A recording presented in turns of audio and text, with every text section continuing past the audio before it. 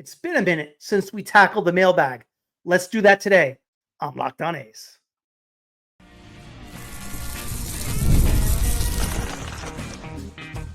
You are Locked On A's, your daily podcast on the Athletics, part of the Locked On Podcast Network. Your team every day. Welcome to Locked On A's, part of the Locked On Podcast Network. Your team every day. I am your host, Booney. One name, all passion. Thank you for making Locked On A's your first listen of the day. I'm from the Bay Area, and I've been a diehard A's fan since 1981.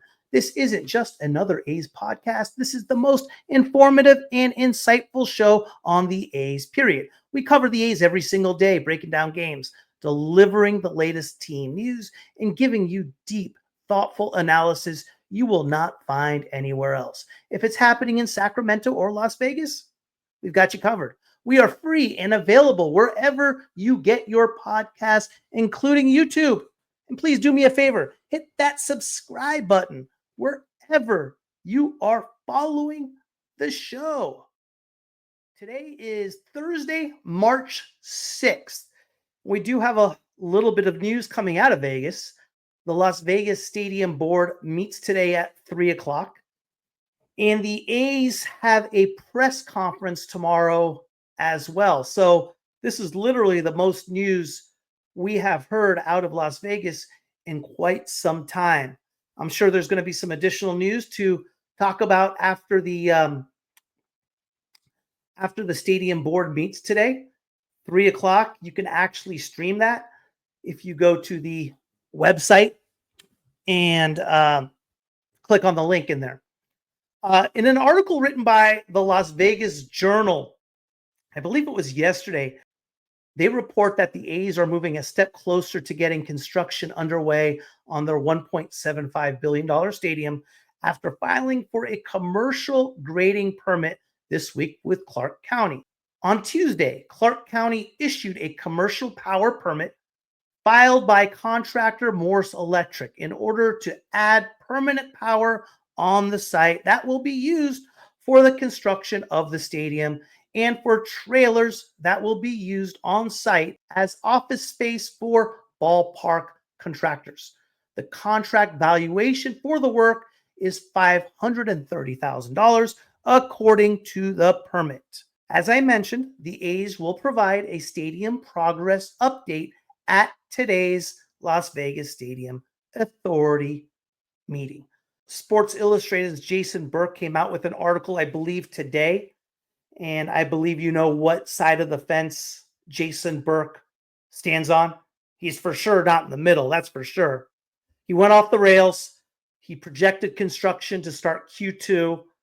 He says construction cannot start on April 1, making it impossible to follow the construction timeline to open in 2028 without increased cost because of overtime. That could also move the start to 2029. Increased cost could scuttle the whole thing. Then he notes deposits will start for priority list for tickets. He says that is either a quick marketing gimmick or a way to get some quick cash. He also suggests, using his style of quote-unquote logic, that it could be part of a scheme somehow for the team to back out of Las Vegas. I mean, Jason is about as sporadic and one-sided when it comes to this issue that I have ever seen. I mean, it is just pure gutless and lazy on where Jason stands, on what side of the fence Jason stands on.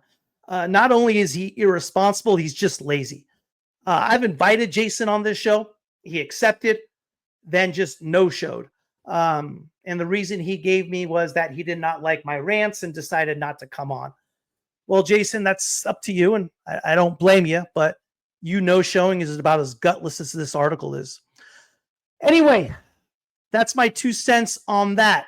Let's get to the mailbag. It's been a while since we have done that, and we're going to tackle that, and we are going to tackle that today.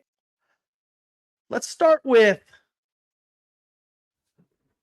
Wong Lee Bruce. Don't stop don't stop talking about the A's relocation and the move to Vegas. It's a forefront subject, and believe it or not, you have many viewers who want to know about. You have many viewers who want to know, and Fisher still hasn't paid for construction costs as of yet, so the plot is still thickening. Yeah, I think you're right, Bruce. I don't think this is a subject that we can ignore.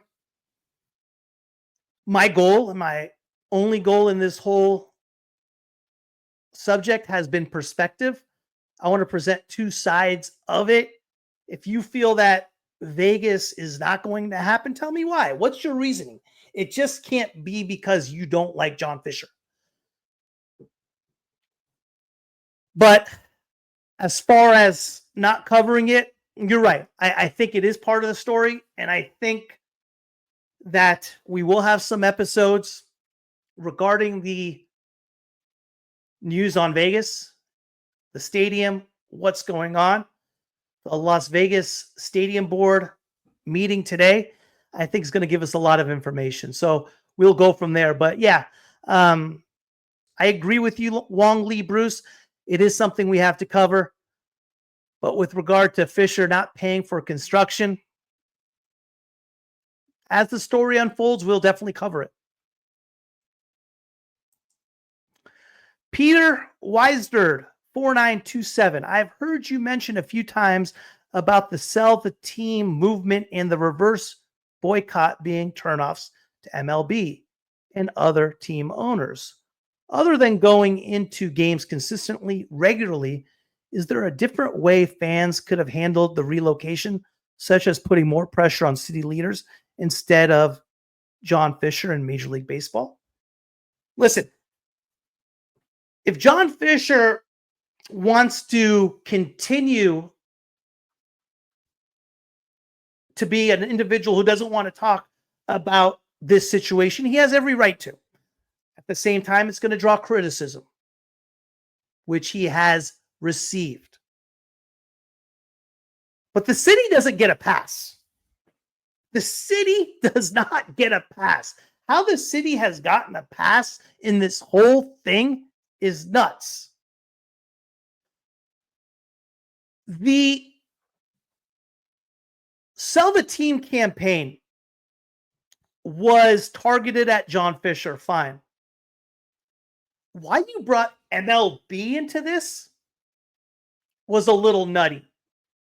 Guys, Major League Baseball and Major League and sports franchises, for that matter, are not community outreach programs.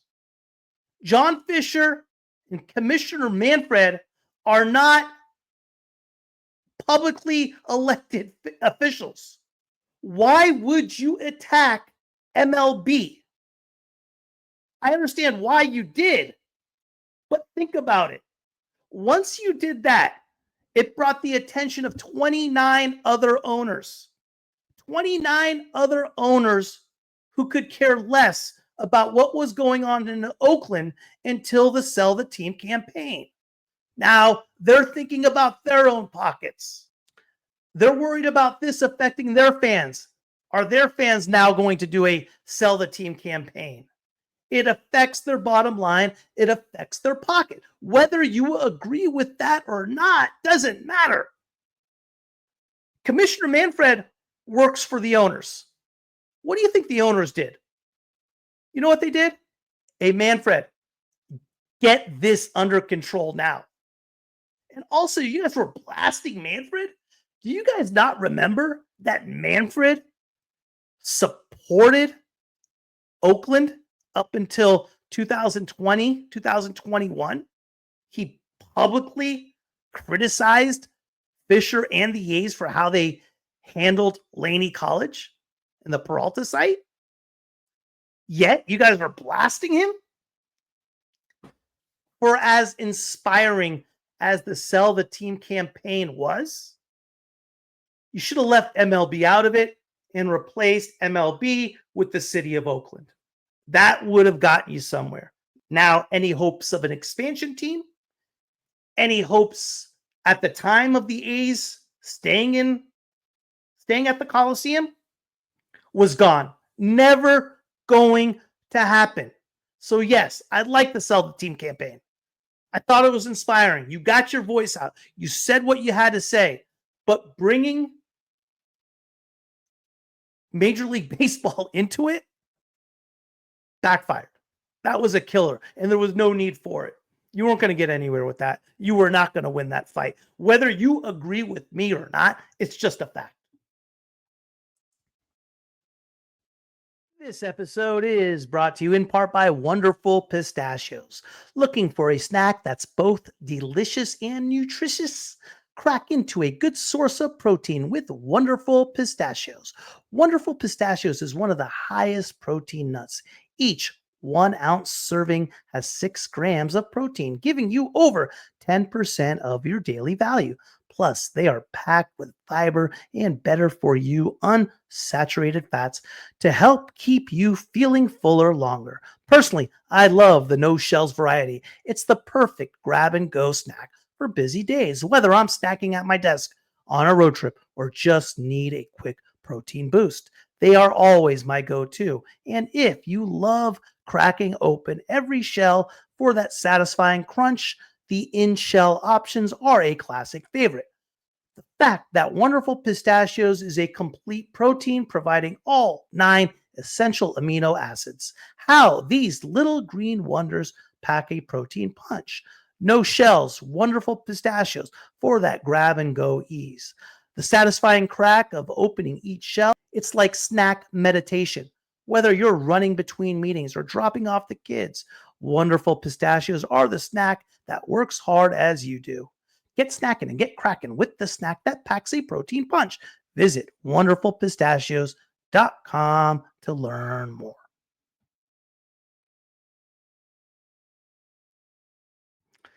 Stacked.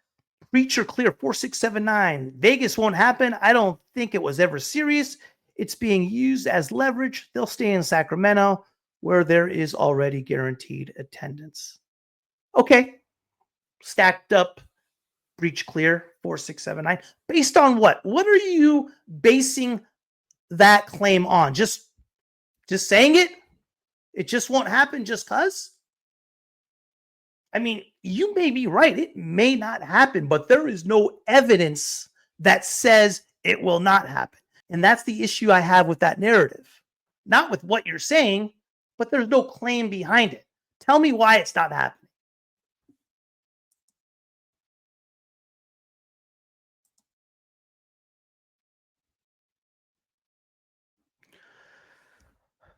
Mark Ryan 2421. When anyone is serious about building, at some point they put the money into escrow. Fisher has never done that, and a myriad of ballpark ventures that he initiated and has failed. Here's what drives me nuts about this statement. Mark, thank you for the statement, but here's what drives me nuts. Mark and everybody else. The hypocrisy in this issue is through the damn roof. We care more about our wallets than we do about most other things in life. And if we were put in the same position as John Fisher, where we had to take a certain amount of our assets and put into an escrow account, earning, let's say, 1%, when that money is earning 6%. Forget about the A's. Forget about John Fisher.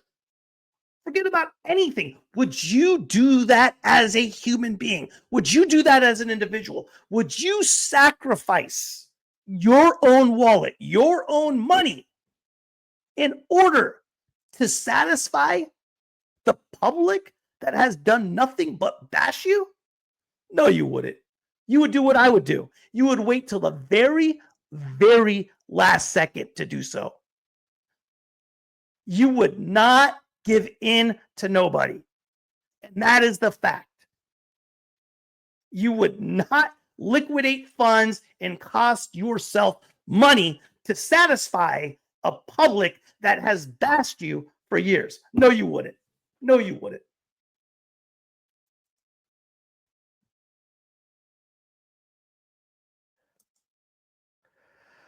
Casey Singh, I understand you have to talk the political and logistical maneuvers of the organization, but we are here for this. Responding to my episode on spring training is here. Yeah, I appreciate that, Casey. It is about baseball at the end of the day. I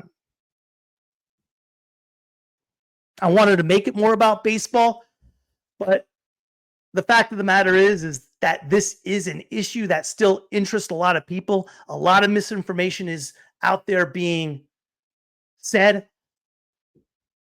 I'm trying my very best to get both sides of the story out there. Not for you, for me. I want to learn about it more than anybody else. So, yeah, with spring training already off and at 'em, we have covered a lot more baseball. And when the regular season gets going, that'll be the situation. But with the Las Vegas Board Authority meeting going on today, they still haven't stuck shovels in the ground. It's still an issue, and it's still a topic, that's for sure. Jason Tapia, here's the guy right here. Aviators rotation is going to be stacked this year. Basso, Ginn, Hoagland, Lopez, Barnett, and Perkins. You are 1,000% right, Jason. Little bummed about Brady Basso's injury. He was shut down for the spring. I believe it was shoulder soreness. There's no timetable for his return. But regardless, yeah, Ginn, he's given up a couple runs. His numbers don't look great, but his stuff is good. I like Ginn. Hoagland and Perkins have looked incredible. Barnett was 1 out away from being in the conversation of looking incredible. And with 2 outs, nobody on, I believe it was, he gave up 4 hits, 3 runs, something like that. And everything went to hell. And Lopez too, yeah. I'm surprised he's only gotten 1 outing so far, where he pitched, I believe, no hit ball, allowing only 1 hit.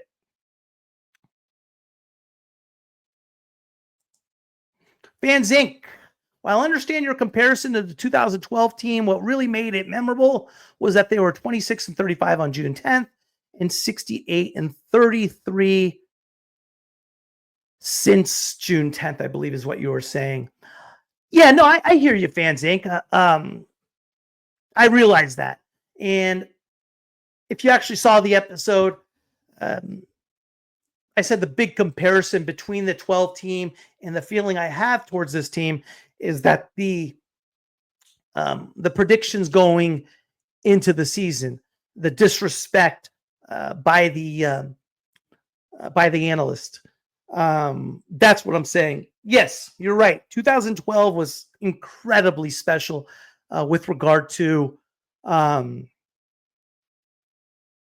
comebacks they made that year, their second half run, the last series of the year. Remarkable baseball. And I don't think any year will be topped as far as that. And who knows?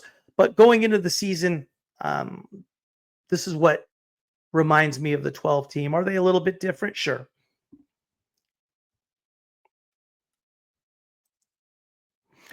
Captain Marvel Abe, what about covering one of the bullpen pitchers to a 5th starter? Well, when I was talking about this episode, this question came from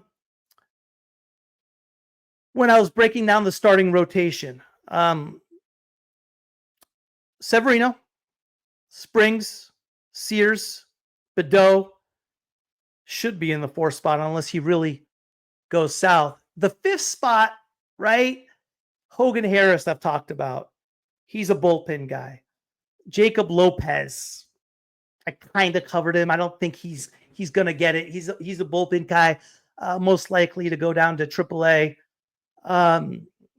Mitch Spence started in the bullpen last year as at the beginning of the season. Joey Estes pitched out of the bullpen at times last year, not often. So I think anytime we're talking about the 5th spot in the bullpen, anytime we're talking about the fifth spot in the starting rotation, it's going to be either the fifth spot or the bullpen for some of the guys. And again, with Brady Basso no longer being in the mix of the competition, I think Estes or Spence or whoever gets that fifth spot, Harris will go into the pen. But we'll see how that plays off. Unless you got any other ideas of who should be starting, that should be interesting. Cyril Jiggy Witty 7541. Dude, just stop. They lost almost 200 games in 2 years. I think of them after I flush. Sick. Togo in Moss, with all the competition for the team, it leads me to believe the AAA team will be stacked this season. I am excited for the Aviators this season. Togo in Moss, stacked. BJ Alexander at third. Shortstop, Daryl Hernandez. Second base, Max Muncy. First base, Nick Kurtz. I think you're going to have a platoon at catcher between Kyle McCann and Daniel Susak. Left field, Colby Thomas. Center field, Estuary Ruiz. Right field, who are they going to shove out there in right field? Logan Davidson, maybe?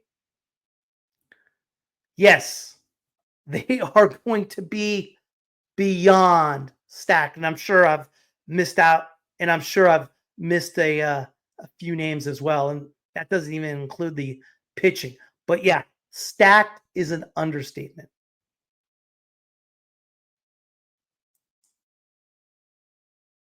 Well, Charles Darwin, Brewer fan here.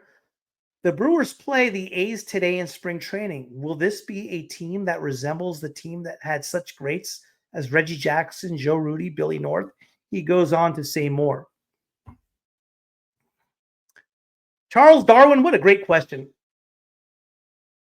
It's turning out to be that way. Now, remember, that 72, 73, 74 team weren't great until they were great, if you know what I mean. What I love about this team and love comparing them to the 72 to 74 teams is that they came up together. The chemistry the 72 to 74 team built is a big reason why they won. And it reminds me of this team that came all from a common ground as far as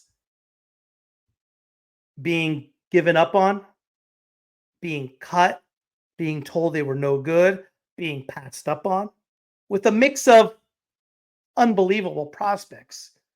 For example, a Reggie Jackson, I believe was the number two overall pick out of Arizona State. And now you have like a Nick Kurtz, the number 4 overall pick out of Wake Forest.